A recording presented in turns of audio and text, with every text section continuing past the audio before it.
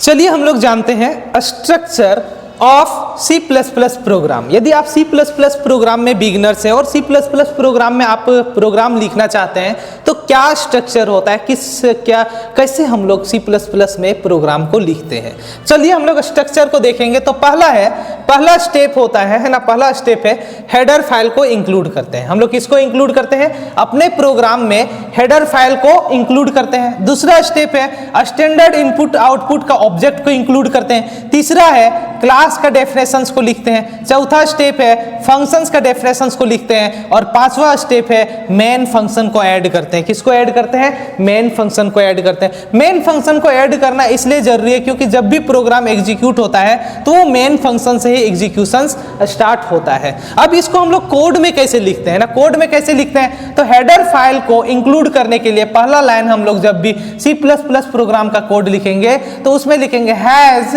Include. क्या लिखेंगे, has include, है ना, डी पड़ेगा, ठीक है, हैज इंक्लूड। और यहां पर हम लोग हेडर फाइल का नाम लिखेंगे। तो यदि हम C++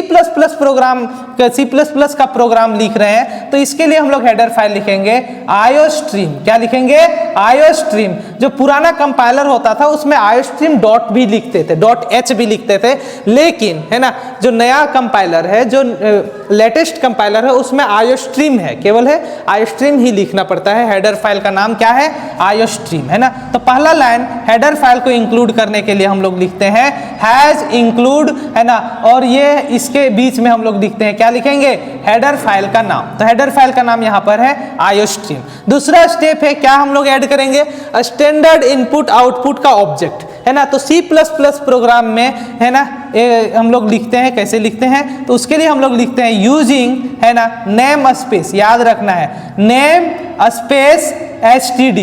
तो ये जो नेम स्पेस हमारा std है, std के अंदर में इनपुट और आउटपुट का ऑब्जेक्ट होता है। इनपुट और आउटपुट का क्या है, ऑब्जेक्ट है। तो इनपुट और आउटपुट के लिए हम लोग कौन कौन ऑब्जेक्ट का यूज करते हैं, Cin और Cout का हम लोग यूज करते हैं। अगला है यदि हम कोई क्लास बना रहे हैं तो क्लास का डेफिनेशन हम लोग लिखेंगे यहाँ पर, ठीक है। इसके बाद यदि हम फंक्शन को लिख रहे हैं तो फंक्शंस का डेफिनेशंस को लिखते हैं यहाँ पर। और यदि नहीं तो हम तो लास्ट में, ये कंपलसरी है, मेन फंक्शन को हमें ऐड ही करना होता है ना, कोई भी यदि हम C++ का प्रोग्राम को लिख रहे हैं, क्योंकि हमारा जो C++ का प्रोग्राम है उसका एग्जीक्यूशन स्टार्ट होता है मेन फंक्शन से। तो मेन फंक्शन को हम लोग कैसे लिखेंगे, इंट, है ना, इंट के बाद हम लोग लिखेंगे मैन, याद कर लेना है इसको, मैन। और ये ओपन ब्रेसेस, ये क्लोज ब्रेसेस, ओपन ब्रेसेस से हमारा मेन फंक्शन स्टार्ट होता है, क्लोज ब्रेसेस में हमारा मेन फंक्शन क्लोज होता है ना। और इसके बीच में हमारा क्या होता है,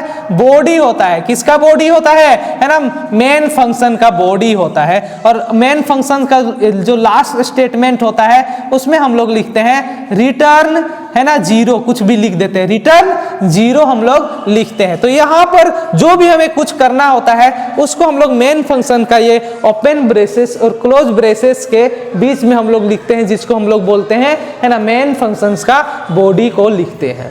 बाकी नेक्स्ट हम लोग नेक्स्ट वीडियोस में देखेंगे।